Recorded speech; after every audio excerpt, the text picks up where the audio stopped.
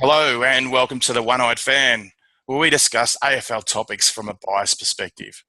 Tonight we'll be asking the question of what determines success in the AFL, nominating our Bartel and Meatloaf award contenders, and giving our grand final predictions. With me is Buffer, who only sees black and white. G'day, One-Eyed fans. The barrackers are shouting. Bomber, the man that bleeds red and black. Hello, AFL addicts. Great to be here. And our new panellist, Scotty, the Royal Roo. Are you with us, Scotty?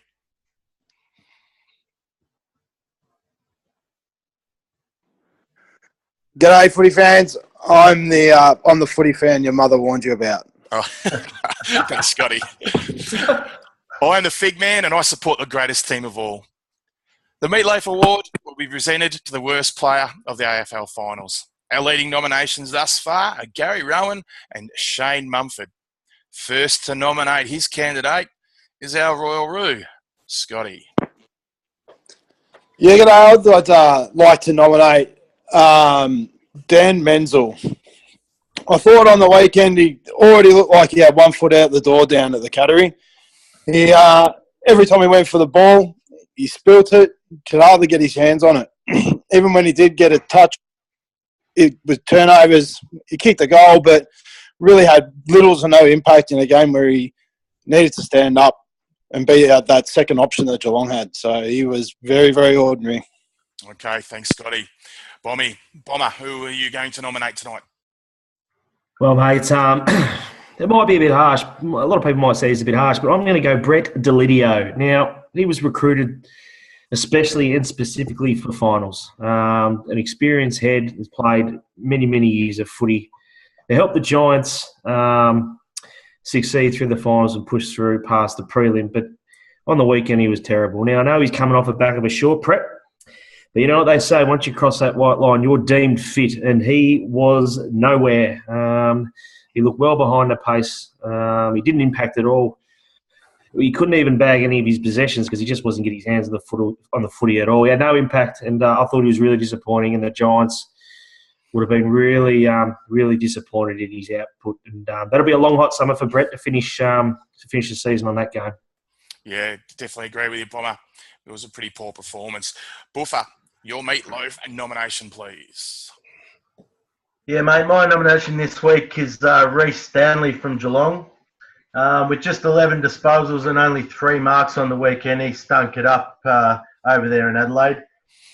26 years old, he should be in the prime of his career, Stanley, but with just 13 games this year, looks like he's at the crossroads. Fair enough, he's had a couple of injury issues, but Geelong inexplicably traded pick 21 for him, so the Saints would be laughing there. That's my nomination for the week. Thanks, Buffer. Now, my Meatloaf nomination this week, and it pains me to say it. He announced himself in the 2011 final series and terrorised those opposition defenders, none better than his demolition of a hapless and pitiful Collingwood rabble in the grand final. And apart from Jimmy Bartel, the Norm Smith medalist, was best on ground. Moldhouse and Maxwell had no answers for the rejigged forward line created by the genius Chris Scott. However, against the Crows, he was absolutely rubbish. So our nominations this week are Tom Hawkins, Daniel Menzel, Reece Stanley, and Brett Delidio. Now, the Jimmy Bartel Award will recognise the best performer of this year's final series. Our leading contenders are Dusty Martin and Paddy Dangerfield. First to reveal his nomination is Buffer. Yeah, mate, I'm going for the mighty Thai skipper Trent Cotchin this week. 26 disposals and 9 tackles. He was best on ground in the prelim. But it was more than just that. It was an inspirational display from Cotchin, going hard at the footy. I'm so glad he didn't get rubbed out. It restored my faith a little bit in footy these days. But yeah, he's been much maligned with his captaincy over the last couple of years, and he's been questioned. But he's in career best form right now, and along with Dusty, he shapes as one of the most important players in the Tigers' quest to break their 37-year drought this weekend. Yeah, great. He was very good. Bomber, who was your best for the weekend? My best was Rory Atkins. I thought he was Sorry, Rory Laird. I've got my Rory's mixed up. Rory Laird, I thought he was sensational setting up the Crows off half-back. Now, I've got to remember going to the game where they were missing his partner in crime, Brady Smith. Everyone thought that they come for Rory Laird and have to take his influence out of the game. The way he sets up off half-back, the way he uses the footy short and long, especially short, where he can get that 45, that inside kick to set him up off half-back and get the ball moving through the middle of the ground into that open forward line, create scores. He took 15 grabs. I mean, a guy, I don't know what the opposition were thinking at the time, but to allow a bloke of that size and that creativity to take 15 marks, mostly uncontested as well, so which meant there wasn't a forward near him all night, and he was able to just create and set up, and he'll be a handful again on the weekend, no doubt. Yeah, definitely. Yeah, fantastic game. Thanks, Bomber. Scotty, what are your thoughts? Yeah, my nomination for this week is Charlie Cameron from the Crows. Not only, he kicked, I think it was 5 sensational goals. When everyone was looking for Eddie to be the spark up forward, it was Cameron that stood up. But it's also his work around the stoppages as well. He uses his electrifying pace. Watch him at centre bounces. He comes off the back of the square and really impacts at centre clearances. And it really drove it home on the weekend. So we're looking for him this week. Him and Eddie Betts both in that spitter role, being very influential. Yeah, Charlie Cameron tore the Cats a new one. I totally agree with you there. For me, now, if anyone thinks otherwise, you should open your other eyes. This man was outstanding. The Cats skipper and 10th Brownlow medal vote poller of all time, Joel Selwood, was everywhere. Clearances and contested footy were a staple for the Geelong champ. His preliminary final was an example of how finals footy should be played, and even the Crows players were in awe. So this week's Bartel Award nominations go to Charlie Cameron, Rory Laird, Trent Cotchin, and Joel Selwood. Now, with the AFL Grand Final approaching us and only 2 teams left fighting for the ultimate prize, has every other club to date been a failure? Is premiership glory our only acceptable measurement, or is it subjective to the fan and respective club? In Port Adelaide, David Koch criticised his players for not striving hard enough for a flag. Rodney Eade was sacked this year for lack of wins, and down at Geelong, Chris Scott has been under immense scrutiny for the club's recent poor finals performances. Each club have performed at contrasting levels in the past decade, yet all being perceived as recent failures. Is development of a club's players in the infancy of a rebuild without competing in finals considered success? Carlton fans have been bullish about their youngsters and the potential they have, yet have not won a flag in over 20 years. St Kilda have only won premiership in its entire history. What determines their benchmark for success? Has the club been a failure for 50 plus years, or do they celebrate the stepping stones accomplished on the march towards glory? The Bulldogs were in a similar position last year. Have their expectations now changed? Along with St Kilda, Melbourne and Fremantle are the only clubs to have played in a grand final without winning the cup in the AFL era. Must be a depressing place to be if the flag is all that matters. So what goals must be met to accomplish an achievement? Essendon, Carlton and Collingwood are collective in their agreement that we only play for flags during the 90s, similar to the Port Adelaide CEO's mantra now. Yet since 2000, only one flag has come from these power clubs. Playing for premierships is now the Hawthorn, Geelong and Sydney way, having competed in 9 of the last 11 grand finals and winning 8 of them. For these modern-day juggernauts, is anything other than a flag or grand final appearance a disappointment? Now, most coaches are re-signed after some signs of improvement, however Collingwood has had declining results since Buckley took over. The slope he has taken them on would make an Olympic skier nervous, yet the club deems it as a successful tenure as he has been reappointed as coach. The benchmark for success here is bewildering at best. Now, our 2 remaining teams both had differing goals at the start of the season, yet share a common one this weekend. Adelaide are making their first appearance at a grand final since 1998, dominating the home and away season, finishing on top and having been premiership favourites for the majority. Richmond too hope to end a drought, now spanning 37 years. After a disappointing season last year, the Tigers are surprised most with their ascension to the top 4. However, both will be disappointed if they lose, and the success of the defeated will be scrutinised. So, is the ultimate glory the only measurement of success and anything less an acceptance of mediocrity? Or are the benchmarks set differently and success judged subjectively to each club and its fans? Bomber, please, your thoughts. Yeah, well, I think what you said's right there. I think it's a case-by-case basis. I mean, for example, you look at the Bombers last year, for whatever well, we all know that the circumstances and why they were only to win 3 games this year, but to come back and win 12 games this year and get some stability back in the club, that would be seen as a success. But the overall picture for mine, I think the keys are, if you're looking, it's hard to win a premiership in an 18-team competition, no doubt, but if you've got solid, healthy membership, that you're putting wins on the board and crowds are coming to watch you, if you're relatively debt-free and you're giving yourself a chance to play finals, shoot the top 4 most years, and you've got stability in your club on and off the ground, I think they're all measures of success. All right, thanks, Bomber. So the loser of this week's grand final has had a successful year or not? I think in Richmond's case, they would look at it as a successful year. I think in Adelaide's case, I think they would see it as an opportunity missed. Yeah, okay. Thanks, Bomber. Buffer, is glory the only true measurement of success? Well, guys, I think it's a very subjective topic. However, I think while everyone who plays footy plays to win flags, of course, there are different degrees of success. I know that as a player myself in my younger days, I wasn't satisfied with anything less than a flag. But I think as a supporter, the parameters change. I think as long as your results meet or exceed your expectations as a supporter, I think you can say it's been a successful season. For example, Richmond, obviously they'll be shattered if they lose this week, but after finishing 13th last year and copying a lot of criticism, whatever happens this week, they can say it's been a successful season.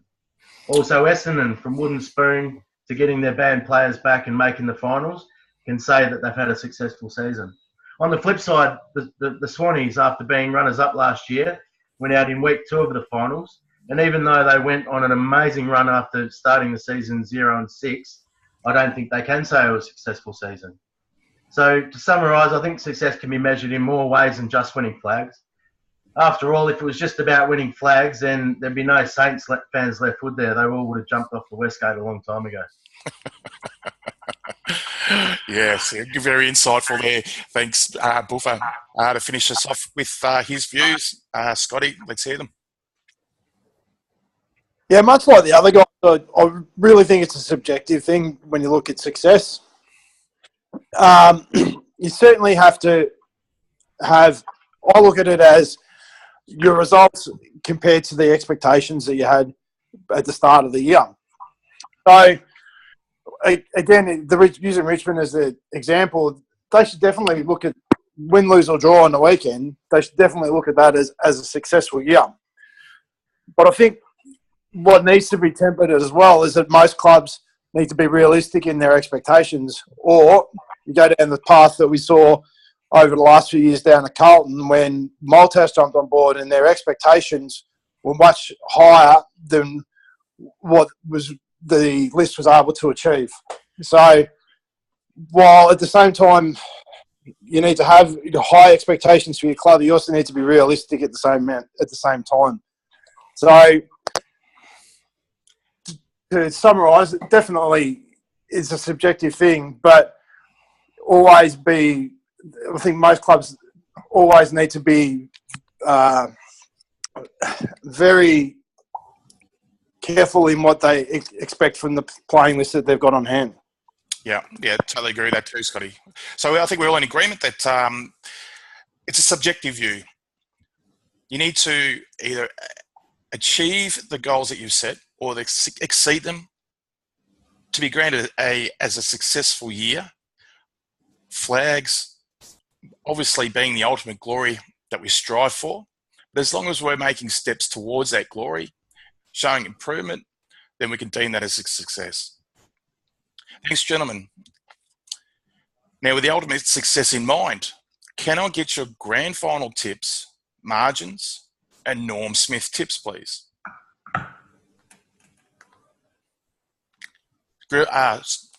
First off, Scotty. Yeah, g'day. Yeah, for my tip, I think that the Crows have just been a juggernaut all year. I think that they'll do it, and they'll probably do it pretty easy. I would imagine that we'll be looking at a 5 to 6 goal margin. So let's just say 33 points.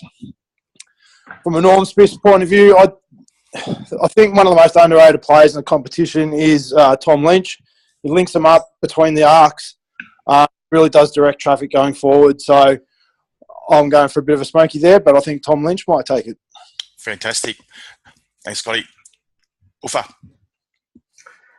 Yeah, boys, my position hasn't changed. I tipped an Adelaide-Richmond grand final a few weeks ago, and I was right about that, and I think I'll be right about my tip for the Premier as well, with the mighty Tigers continuing their juggernaut.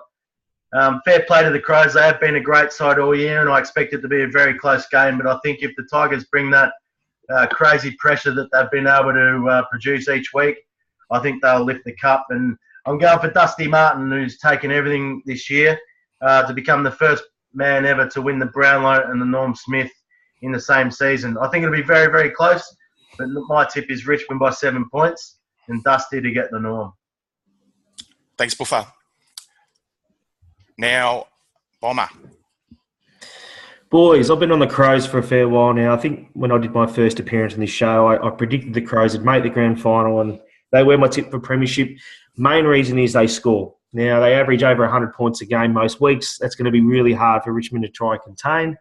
I know Richmond's pressure game is well respected and they've broken teams on the back of it. But I just think with more opportunity to score and their unpredictable forward line, where they've got many, many avenues to score, that they will just break Richmond. If they don't jump them at the start, if Richmond are in the game nice and early, I can see it being a real arm wrestle or going down to the wire. If the Crows get out the gates like they have in the first two finals, I reckon it's shut the door. It's all she wrote. And I'm predicting to win by, well, weather dependent. It might be a low-scoring game. I'm looking at maybe a 14-goal to 8 type of game, so about the 5 or 6 goal margin. And I'm looking for blokes that are in form, and I think Charlie Cameron is in red-hot form at the moment. He's coming off 5 goals in the prelim from his 19 disposals, and I think he'll just be too quick and too pacey and might get on into a few long midfield runs through the middle of the ground and finish his work up forward. So I'm thinking Charlie Cameron, Norm Smith medalist, and the Crows pretty comfortably.